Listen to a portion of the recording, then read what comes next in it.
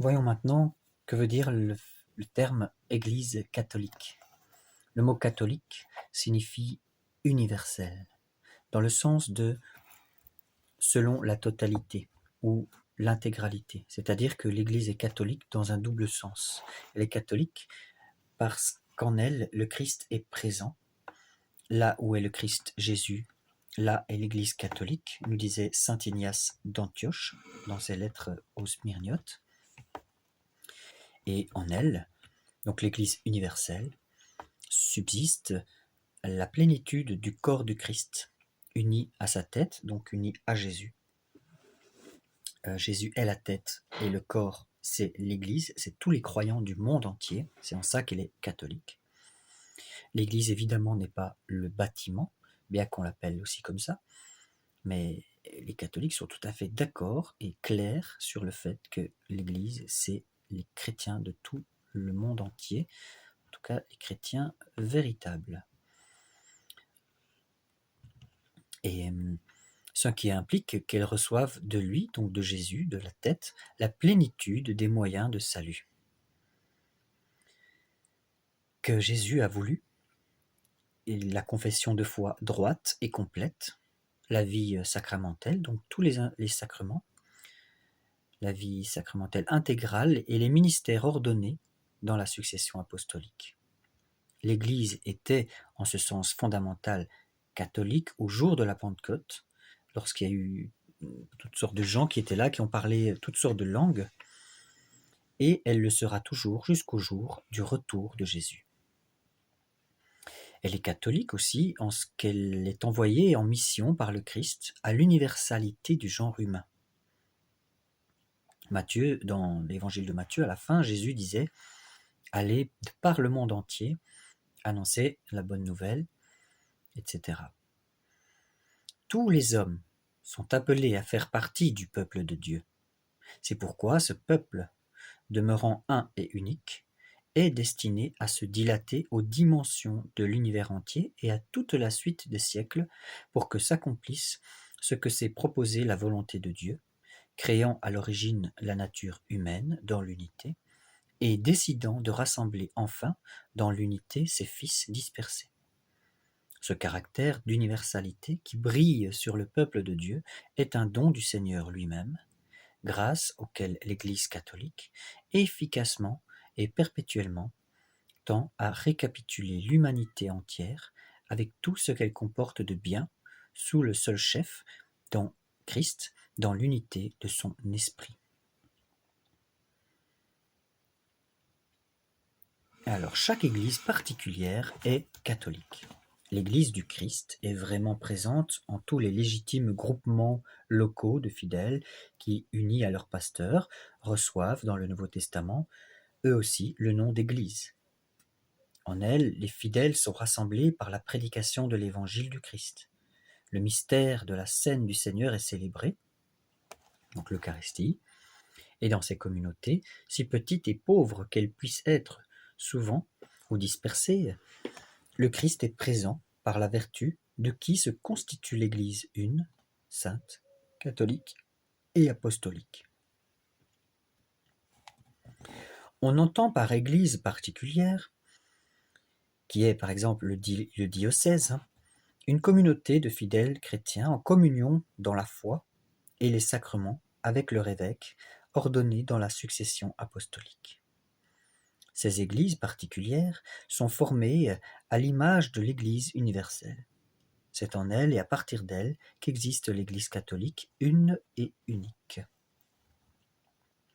Les églises particulières sont pleinement catholiques par la communion avec l'une d'entre elles, l'Église de Rome, qui préside à la charité, nous dit saint Ignace d'Antioche.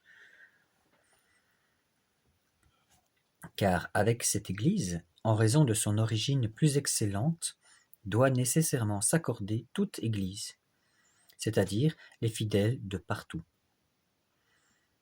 Ça, c'est saint Irénée qui nous le dit, donc que toutes les autres églises doivent s'accorder avec l'église de Rome.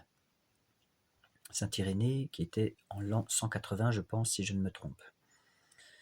Et en effet, dès la descente vers nous du Verbe incarné, toutes les églises chrétiennes de partout ont tenu et tiennent la grande église qui est ici à Rome pour unique base et fondement, parce que, selon les promesses mêmes du Sauveur, les portes de l'enfer n'ont jamais prévalu sur elle. Ça, c'est ce que Saint Maxime le Confesseur explique. Alors, l'Église universelle ne doit pas être comprise comme une simple somme ou une fédération d'églises particulières, mais c'est bien plus l'Église universelle par vocation et mission qui prend racine dans une variété de terrains culturels, sociaux et humains, prenant dans chaque partie du monde des aspects et des formes d'expression diverses. La riche variété de disciplines ecclésiastiques, la riche variété de rites liturgiques, c'est-à-dire le rite byzantin, le rite grec, le rite égyptien, copte, etc., sont tous des rites différents, des manières d'adorer différentes, mais qui sont en lien avec l'Église de Rome catholique. Et donc, ils ont des patrimoines théologiques et spirituels propres à leurs églises locales, mais cela montre avec plus d'éclat, par leur convergence dans l'unité, la catholicité de l'Église indivise. Alors, qui donc appartient à l'Église catholique? À l'unité catholique du peuple de Dieu, tous les hommes sont appelés. Donc j'ai bien dit appelés. Je n'ai pas dit ne font pas partie. Je n'ai pas dit font partie, mais il est dit qu'ils sont appelés. Ils sont appelés à cette unité et appartiennent sous diverses formes ou sont ordonnés. Et les fidèles catholiques et ceux qui par ailleurs ont la foi dans le Christ, et finalement tous les hommes sans exception que la grâce de Dieu appelle au salut. Alors, sont incorporés pleinement à la société qu'est l'Église ceux qui, ayant l'esprit du Christ, acceptent intégralement son organisation et tous les moyens de salut institués en elle, et qui, en outre, grâce aux liens constitués par la profession de foi, les sacrements, le gouvernement ecclésiastique et la communion, sont unis dans l'ensemble visible de l'Église, avec le Christ, qui la dirige par le souverain pontife et les évêques. Le souverain pontife n'étant qu'un ambassadeur, si vous voulez, ambassadeur de Jésus-Christ sur terre. La corporation à l'Église, cependant, n'assure pas le salut pour celui qui, faute de persévérer dans la charité, reste bien seulement de corps au sein de l'Église, mais non de cœur. Ce n'est pas parce qu'on vient s'asseoir à une chaise et qu'on suit la messe qu'on est sauvé et qu'on est un vrai chrétien. Très important. Avec ceux qui, étant baptisés, portent le beau nom de chrétiens, sans professer pourtant intégralement la foi ou sans garder l'unité de communion avec le successeur de Pierre, l'Église se sait unie pour de multiples raisons. Ceux qui croient au Christ et qui ont reçu validement le baptême se trouvent dans une certaine communion, bien qu'imparfaite, avec l'Église catholique. Avec les églises orthodoxes, cette communion est si profonde qu'il lui manque bien peu pour qu'elle atteigne la plénitude, autorisant une célébration commune de l'Eucharistie du Seigneur.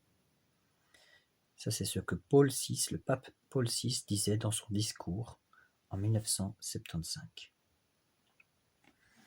Voyons maintenant l'Église et les non-chrétiens.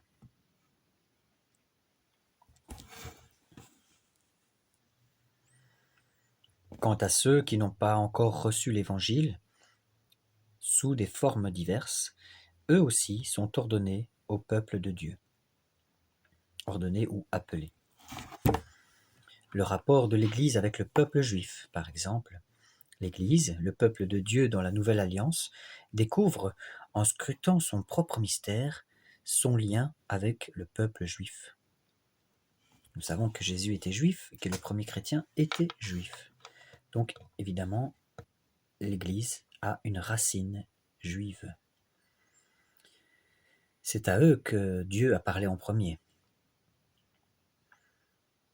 À la différence des autres religions non chrétiennes, la foi juive est déjà réponse à la révélation de Dieu dans l'Ancienne Alliance.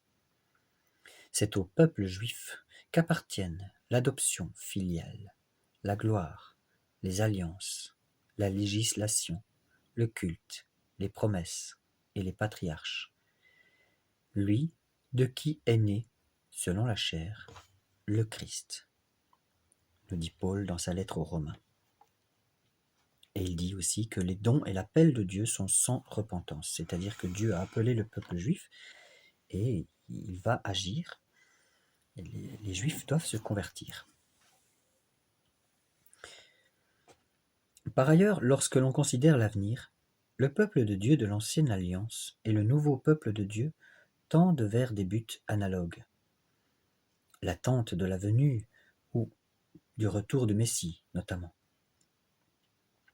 Mais l'attente est d'un côté du retour du Messie, mort et ressuscité, reconnu comme Seigneur et Fils de Dieu, et de l'autre de la venue du Messie dont les traits restent voilés à la fin des temps.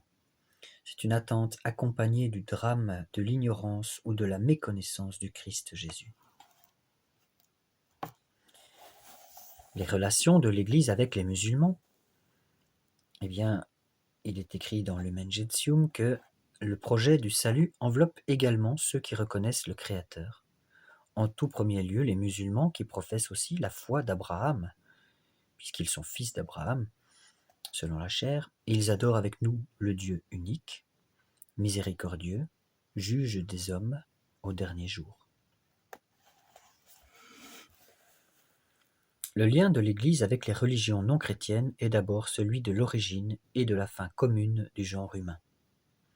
En effet, tous les peuples forment une seule communauté, ils sont une seule origine, puisque Dieu a fait habiter toute la race humaine sur la face de la terre. Ils ont aussi une seule fin dernière, et Dieu, dont la providence, les témoignages de bonté et les plans du salut s'étendent à tous, jusqu'à ce que les élus soient réunis dans la cité sainte. L'Église reconnaît dans les autres religions la recherche encore dans les ombres et sous des images. Donc elle perçoit la vérité, mais elle ne l'a pas entièrement. Donc encore sous des ombres et des images, du Dieu inconnu, mais proche, puisque c'est lui qui donne à tous la vie, le souffle et toutes choses, et puisqu'il veut que tous les hommes soient sauvés. Donc il n'est pas dit, comme beaucoup de gens l'interprètent mal, que l'Église catholique prétend que toutes les religions sauvent. Il n'est pas dit ça. Il est dit que toutes les autres religions sont en recherche, sous des ombres et des images, du Dieu inconnu, mais proche, puisqu'il veut que tous les hommes soient sauvés. Donc il met dans leur cœur, il les appelle, mais c'est à eux de répondre. Ainsi, l'Église considère tout ce qui peut se trouver de bon et de vrai dans les religions. Voilà, on a l'humilité de reconnaître qu'il y a des choses bonnes dans les autres religions. Cependant, ces choses-là sont comme une préparation évangélique et comme un don de celui qui illumine tout homme pour que, finalement, il ait la vie. Mais, dans leur comportement religieux, les hommes montrent aussi des limites et des erreurs qui défigurent en eux l'image de Dieu. Bien souvent, trompés par le malin, ils se sont égarés dans leur raisonnement. Ils ont échangé la vérité de Dieu contre le mensonge, en servant la créature de préférence au Créateur, ou bien vivant et mourant sans Dieu en ce monde, et ils sont exposés à l'extrême désespoir. C'est pour réunir de nouveau tous ces enfants que le péché a dispersé et égaré, que le Père a voulu convoquer toute l'humanité dans l'Église de son Fils. L'Église est le lieu où l'humanité doit retrouver son unité et son salut. Donc vous voyez bien, hein, il est dit que c'est dans l'Église que nous trouverons le salut, dans le peuple de Dieu, là où est administrée sa parole. Elle est le monde réconcilié, le dit saint Augustin. Elle est ce navire qui navigue bien en ce monde au souffle du Saint-Esprit, sous la pleine voile de la croix du Seigneur.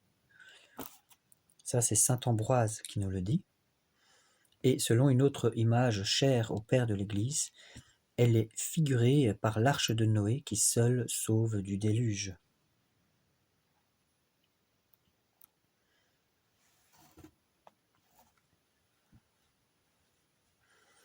Alors, l'expression « hors de l'Église, pas de salut ». Il n'y a pas de salut hors de l'Église. Comment comprendre cette affirmation, souvent répétée par les pères de l'Église? Formulée de façon positive, elle signifie que tout salut vient du Christ, la tête, par l'Église qui est son corps. Appuyé sur la Sainte Écriture et sur la tradition, donc la transmission du bon dépôt des apôtres, le Concile Vatican II, donc, qui a eu lieu en 1962 et 65, enseigne que cette Église en marche sur la terre est nécessaire au salut. Seul, en effet, le Christ est médiateur et le chemin qui mène au salut. Or, il nous devient présent en son corps, les chrétiens, qui est l'Église. Et en nous, enseignant expressément la nécessité de la foi et du baptême, c'est la nécessité de l'Église elle-même, dans laquelle les hommes entrent par la porte du baptême, qu'il nous a confirmé en même temps. C'est pourquoi ceux qui refuseraient soit d'entrer dans l'Église catholique, soit d'y persévérer, alors qu'ils la sauraient fondée de Dieu par Jésus-Christ comme nécessaire, ceux-là alors ne pourraient être sauvés. Donc ceux qui savent que Dieu a institué le plan du salut par l'Église, mais qui n'y entrent pas volontairement, ceux-là ne peuvent être sauvés. Cette affirmation se trouve dans Lumen Gentium 14. Cette affirmation ne vise pas ceux qui, sans qu'ils y aillent de leur faute, ignorent le Christ et son Église. En effet, ceux qui, sans faute de leur part, ignorent l'évangile du Christ et son Église, mais cherchent pourtant Dieu d'un cœur sincère et s'efforcent, sous l'influence de sa grâce, d'agir de façon à accomplir sa volonté telle que leur conscience la leur révèle et la leur dicte, ceux-là peuvent arriver au salut éternel. Bien que Dieu puisse, par des voies connues de lui seul, amener à la foi, sans laquelle il est impossible de plaire à Dieu, des hommes qui, sans faute de leur part, ignorent l'Évangile, l'Église a le devoir, en même temps que le droit sacré, d'évangéliser tous les hommes. La mission est une exigence de la catholicité de l'Église. Le mandat missionnaire, envoyé par Dieu aux nations pour être le sacrement universel du salut, l'Église, en vertu des exigences intimes de sa propre catholicité et obéissant aux commandements de son fondateur, est tendue de tout son effort vers la prédication de l'Évangile à tous les hommes. Allez donc de toutes les nations faites des disciples, les baptisant au nom du Père et du Fils et du Saint-Esprit, et leur apprenant à observer tout ce que je vous ai prescrit. Et voici que je suis avec vous pour toujours jusqu'à la fin du monde, nous dit Jésus à la fin de Matthieu. L'origine et le but de la mission. Le mandat missionnaire du Seigneur a sa source ultime dans l'amour éternel de la Sainte Trinité. De par sa nature, l'Église, durant son pèlerinage sur terre, est missionnaire, puisqu'elle-même tire son origine de la mission du Fils et de la mission du Saint-Esprit, selon le dessein de Dieu le Père. Et le but dernier de la mission n'est autre que de faire participer les hommes à la communion qui existe entre le Père et le Fils dans leur esprit d'amour. Le motif de la mission, c'est de l'amour de Dieu pour tous les hommes que l'Église a de tout temps tiré l'obligation et la force de son élan missionnaire, car l'amour de Christ nous presse. En effet, Dieu veut que tous les hommes soient sauvés et parviennent à la connaissance de la vérité. Dieu veut le salut de tous par la connaissance de la vérité. Le salut se trouve dans la vérité. Ceux qui obéissent à la motion de l'esprit de vérité sont déjà sur le chemin du salut. Mais l'Église, à qui cette vérité a été confiée, doit aller à la rencontre de leurs désirs pour la leur apporter. C'est parce qu'elle croit au plan universel de salut qu'elle doit être missionnaire. L'Esprit Saint est le protagoniste de toute la mission de l'Église. C'est lui qui conduit l'Église sur les chemins de la mission. Celle-ci continue et développe au cours de l'histoire la mission du Christ lui-même, qui fut envoyé pour annoncer aux pauvres la bonne nouvelle. Et c'est donc par la même route qu'a suivi le Christ lui-même que sous la poussée de l'Esprit du Christ, l'Église doit marcher, c'est-à-dire par la route de la pauvreté, de l'obéissance, du service et de l'immolation de soi jusqu'à la mort, dont il est sorti victorieux par sa résurrection. C'est ainsi que le sang des martyrs est la semence de l'Église, nous dit Tertullien.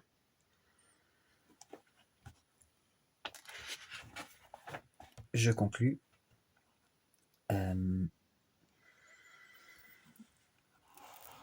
La mission de l'Église appelle l'effort vers l'unité des chrétiens. En effet, les divisions entre chrétiens empêchent l'Église de réaliser la plénitude de catholicité qui lui est propre en ceux de ses fils, qui certes lui appartiennent par le baptême, mais se trouvent séparés de sa pleine communion. Et bien plus, pour l'Église elle-même, il devient plus difficile d'exprimer sous tous ses aspects la plénitude de la catholicité dans la réalité même de sa vie. La tâche missionnaire implique un dialogue respectueux avec ceux qui n'acceptent pas encore l'Évangile. Les croyants peuvent tirer profit pour eux-mêmes de ce dialogue en apprenant à mieux connaître tout ce qui se trouvait déjà de vérité et de grâce chez les nations, comme une secrète présence de Dieu. S'ils annoncent la bonne nouvelle à ceux qui l'ignorent, c'est pour consolider, compléter et élever la vérité et le bien que Dieu a répandu parmi les hommes et les peuples, et pour les purifier de l'erreur et du mal, pour la gloire de Dieu, la confusion du démon et le bonheur de l'homme, nous dit un texte du Concile Vatican II. Voilà, que Dieu soit béni. J'espère que vous tirerez profit de cette lecture. N'oubliez pas de prier, d'aimer votre prochain qui se trouve à l'église. Et je dis tout cela au nom du Père, du Fils et du Saint-Esprit. Amen. Que la paix de Jésus soit avec vous.